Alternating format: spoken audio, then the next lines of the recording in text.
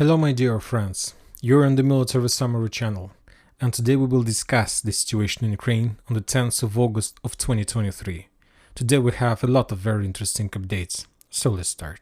First, we're going to start with the Kupyansk front line, with the Kupyansk area. As you can see, I have added a lot of icons like yellow stars on the blue background. So what does it mean? Every single icon means a settlement that, according to the local request of the local authorities, should be evacuated as fast as possible, as soon as possible. So every single settlement like Kamyanka, Kolodezhne, Dvorechne, Kutlovka, Спорная, Западная, Киндраховка, Купянск, Купянск-Узловой, Куриловка, Берестовая, Котляровка, Кисловка, Новостеповка, Новая. Every single settlement should be evacuated. Every single civilian should be evacuated. And you know that the thing is, the most interesting thing, that the Russian sources started saying that the Ukrainians took a decision to run away, to leave this area because they are no longer able to defend this territory, they are no longer to hold the Russian pressure and so on. So that was the main purpose why I took a decision to add every single icon or every single settlement that should be evacuated, because I needed to understand the structure. I needed to understand the structure, what the real Ukraine plans. And currently, if you take a look at this structure of evacuation, we see that Ukrainians are not going to run away. Basically, they made or tried to implement this evacuation just one purpose: to give a final battle for the Russians, to give a general battle of a summer campaign to the Russians. Because if the Ukrainians were planning to evacuate or to run away from this area on the Ukrainian side, on the western side of Oskol River, this one, then the Ukrainians would do the same evacuation from Liman front line, because it's highly unlikely the Ukrainians are able to hold the entire area like Liman front line if they lose this area. So basically, the Ukrainians took a decision to create a buffer between, let's say, mainland and Russians, and this buffer has the title of combat line. So basically, this area will be completely full and accumulated with Ukrainian forces. So this evacuation have few purposes. The first one is to reduce the casualties among civilians, of course.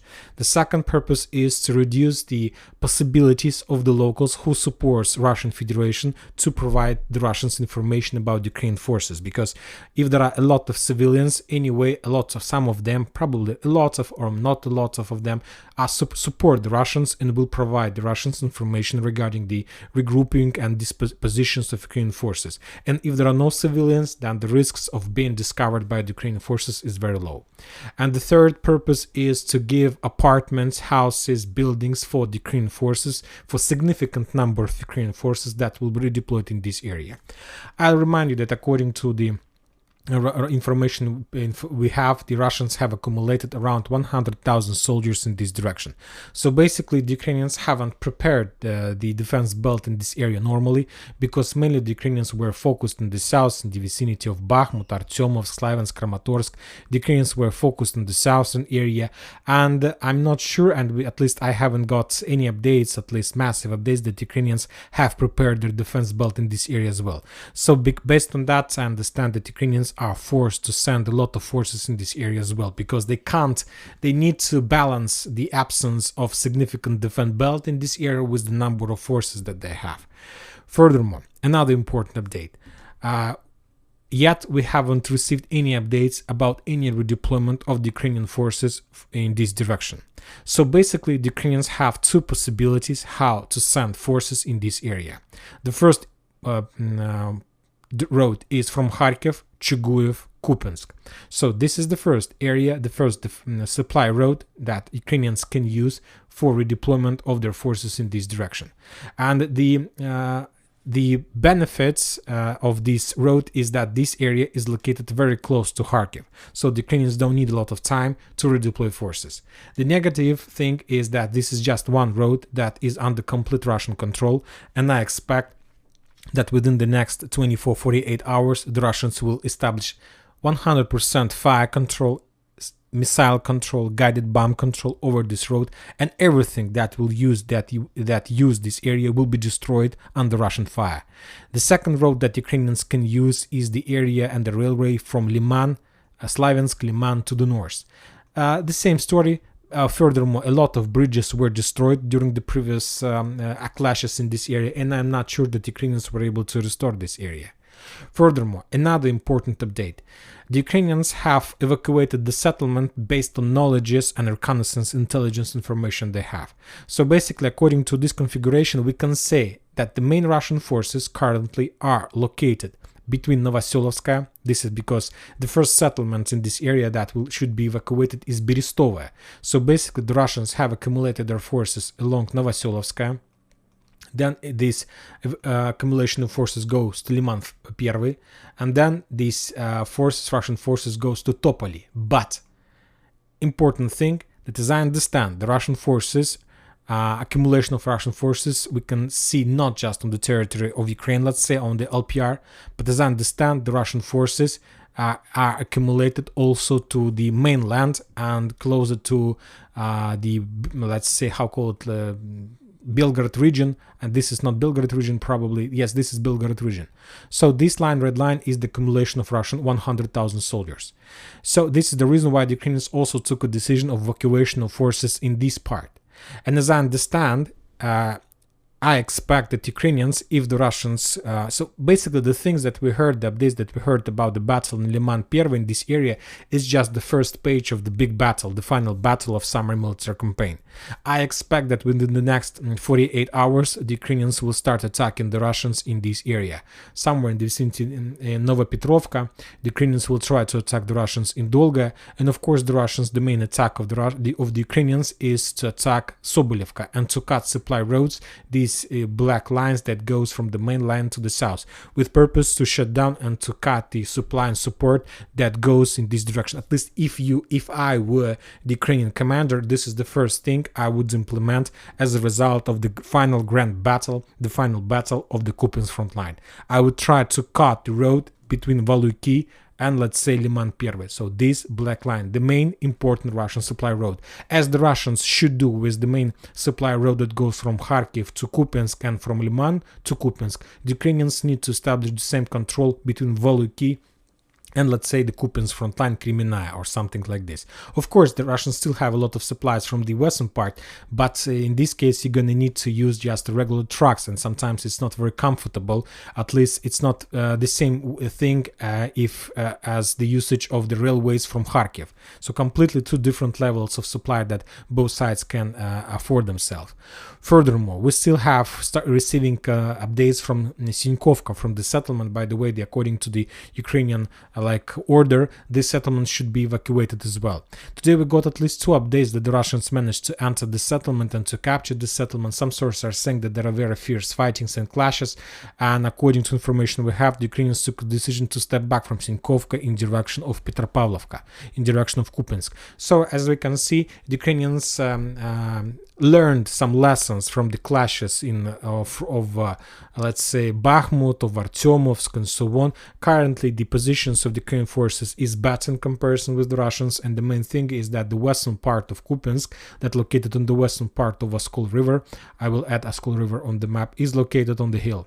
So everything that on the right side of this line is on the hill. So basically, from these positions, from the western part of Kupyansk, the Ukrainians can control everything, and they basically don't need these villages like Sinkovka, like Kislovka, Kotlarovka, but they will continue fighting for these two settlements because there is a railways and roads, and it's also you need to spend some time and to waste some infantry and soldiers before crossing these railways. The only thing that the Russians will be able to capture without problems is the fields between Sinkovka, Petropavlovka, Stepovo, Novoselovka. So these fields will be captured by the Russians within the next probably week. So within the next 2 or week, the Russians will try to get as close as possible to the main settlements and the main area of clashes.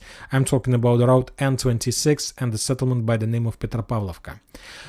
Furthermore, as we discussed, we got updates that the Russians have already established control over Sinkovka. But the Russians, the Minister of Defense of Russian Federation, haven't provided us such updates. The Russians reported that they just managed to develop their positions in the vicinity of these settlements, managed to capture additional strongholds, and for example, as a result of clashes on the Kupyansk front line during the previous week, the Russians have already established control of more than 28 strongholds. So it's trenches, checkpoints, local strongholds. It's a significant number of positions that Ukrainians were forced to leave. Furthermore, as we discussed, the General Syrsky, the commander of Ukrainian army, infantry army was adopted on position of commander of defense operation of Kupyansk. This man lost almost every single defense battles in the past. Probably he managed to got some experience, he got some lessons from those battles, and probably he will try to show his best in this operation.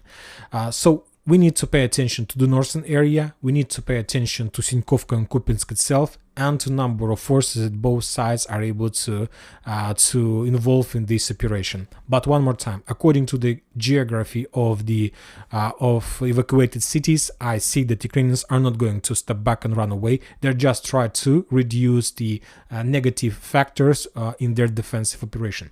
Furthermore, very interesting update we got from this area, and according to Ukrainian sources, the Russians also have accumulated significant number of Russian forces in the vicinity of small settlement by the name of Kamyanka in this area, right like on the Russian border.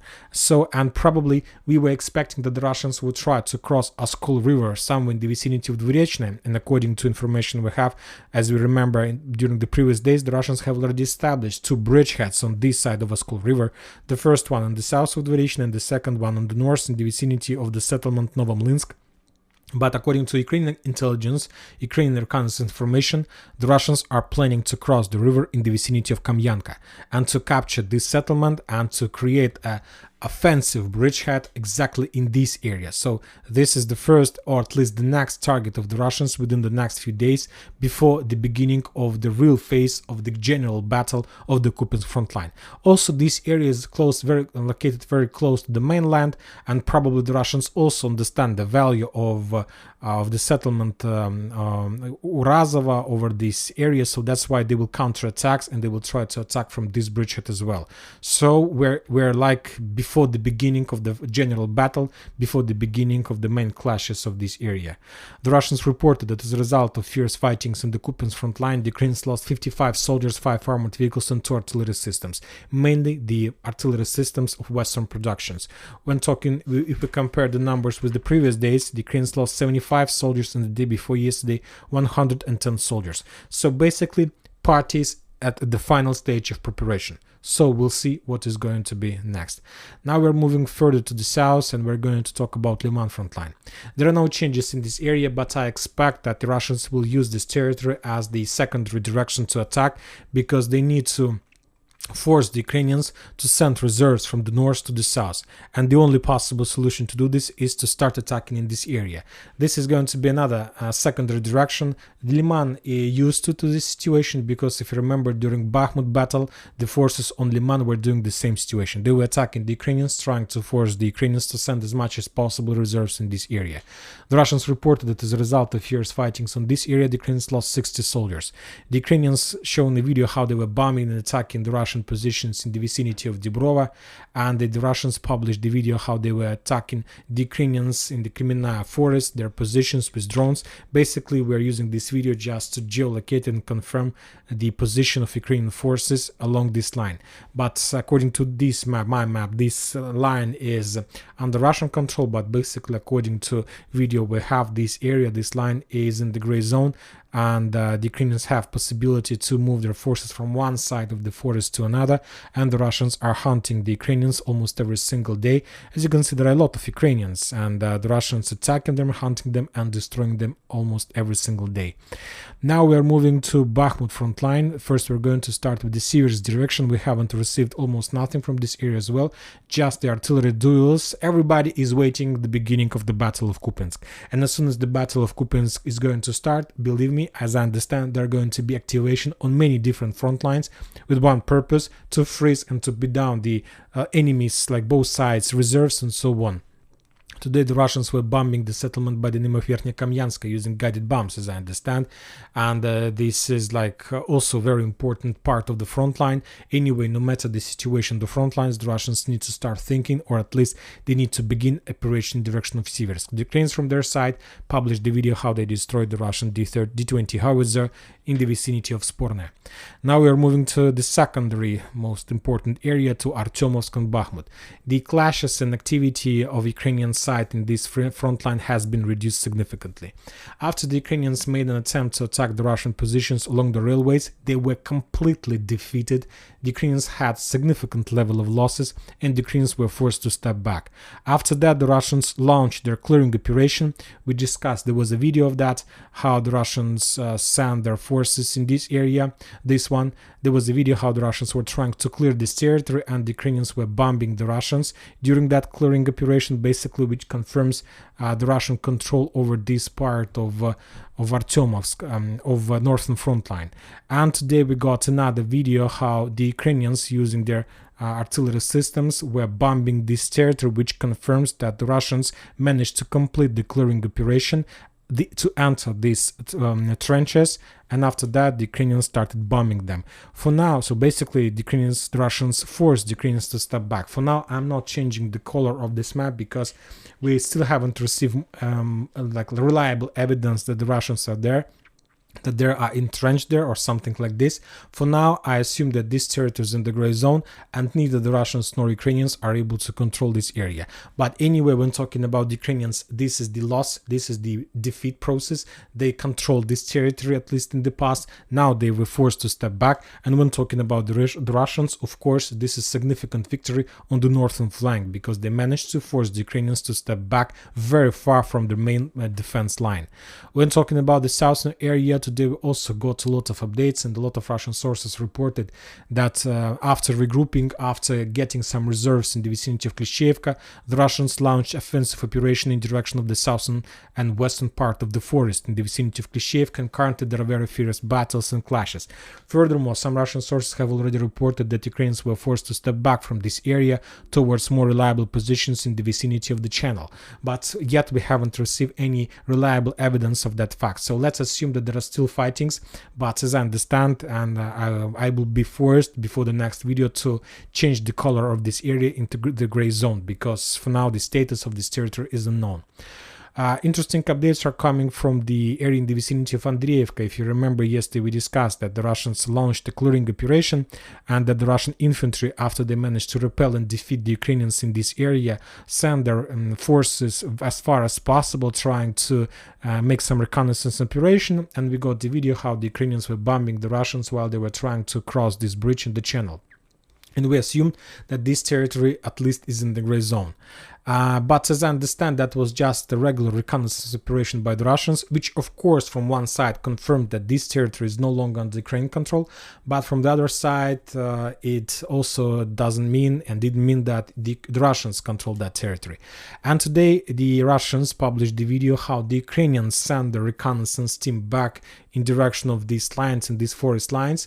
The Russians discovered the Ukrainian reconnaissance team, and after small like drone operation, the Russians started bombing and shelling the Ukrainian positions in this area, which confirms that Russians retreated back towards Andreevka, towards more reliable positions in this area along the railways, and the Ukrainians sent some reconnaissance team which was discovered and destroyed by the artillery system. Anyway, this territory still remains in the gray zone because we still haven't received 100% information about 100% control over this territory by the Russians or the Ukrainians. The Ukrainians published also a lot of videos about bombing and shelling of the Russian positions in Kurdyumovka, some drone strikes, some drone control over the supply roads on the east of Andreevka, and of course today we got a very interesting video from the Russian side. The Russians published another episode of Battle of Klishchiivka. The Ukrainians sent another convoy, a significant number of forces trying to penetrate the Russians' defense belt. The Russians controlled that situation. They started bombing and shelling the Ukrainians during that move, and the Ukrainians had significant losses. As you can see, infantry landed. After that, the Russians started bombing the infantry on the fields. And after such a heavy losses, the Russians, as we discussed, launched counteroffensive, and the Ukrainians were forced to step back very far from Klishchiivka. So basically, the Battle of Klishchiivka, at least maybe operational period of that battle, has ended. I'm not sure whether the Ukrainians are going to restart any operation in this area, because now they need to be focused on the Kupyansk front line, and they need to send there as much as possible. Another important update about Klishchiivka. If you remember the number of forces and the types of forces from the Ukrainian side that were involved in that operation, and today the Western sources map has been updated, and today we got the first we start receiving the first consequences of Ukrainian suicide operation in direction of Klishchiivka, and I'm talking about the 24th Separate Assault Battalion Aidar of 5th Assault Brigade. This battalion was one of the most important part of offensive operation in direction of Klishchiivka, and after very fierce clashes and probably as a result of very big losses, the Ukrainian authorities, military authorities, took a decision to move this brigade from the combat line for regrouping, restoring, and getting more mobilized forces inside of this battalion. Furthermore, we got the redeployment of 93rd Brigade also in direction of the mainland. The 93rd Brigade also was located in the vicinity of Bakhmut. Also, after very fierce fightings and losses, the Ukrainians were forced to move this brigade back for regrouping. So this is the first consequences of the bloody suicide operation from the Ukrainian side. And as I understand, the next days we're going to see more and more brigades that will be removed from the combat line somewhere in direction of the mainland, and they will be replaced by the newly mobilized territorial defense forces that can't do anything but just to win some time by their own lives. Now we are moving to Vremivka tactical bridgehead. First of all, let's finish with Donetsk. The Russians reported that as a result of fierce fightings on the Donetsk front line, the Ukrainians lost 290 soldiers, 5 armored vehicles, and 6 artillery systems. As you can see, the level of losses still on the very heavy level, and the Russians repelled around 17 attacks, and main attacks took place in the vicinity of Bakhmut, Artyomovsk, and of course in the vicinity of Mariinka and Donetsk area. Today, the Russians published the video how they were bombing and shelling the positions of the Ukrainians on the north of Novomikhailivka, the area that the Russians are trying to bomb and to reduce the Ukrainian positions as much as possible. In this video, we see how the Russians were bombing the trenches, the Ukrainian positions. This video is geolocated, but basically this video confirms that the Russians are not controlling this, at least this part of the field. We will improve the map before the next video, because this area, or at least, is in the gray zone, or at least under Ukrainian control. So, and I'm talking about these fields. This one. So this area will be turned back to the gray zone, as I understand. When talking about Novomikhailivka, we haven't received anything from this bridgehead. Some updates we got from the South Donetsk area. The Russians continue bombing and shelling the Ukrainian positions in the vicinity of Ugledar. The Russians were trying to they discovered, or they knew about those checkpoints and like fire positions in those settlements. Just the regular artillery duels with attempt to destroy another checkpoint or another stronghold in the vicinity of Ugledar, and of course in the vicinity of Prichistovka. On this video, we see that the Russians discovered the Ukrainian positions, and as a result of artillery strike, they destroyed another local ammo depot. When talking about Urozhaine, the Ukrainians still continue attacking with this settlement from two sides, from the northern side and from the western side, from Staromayorsk. But when talking about the northern area, the Ukrainians are able to use armored vehicles because there is no problems to communicate with Velika Novoselovka and to send armored fists. But when talking about Staromayorsk, the Ukrainians are trying to operate just with infantry and troops, which increase the level of losses of the Ukrainians in this area.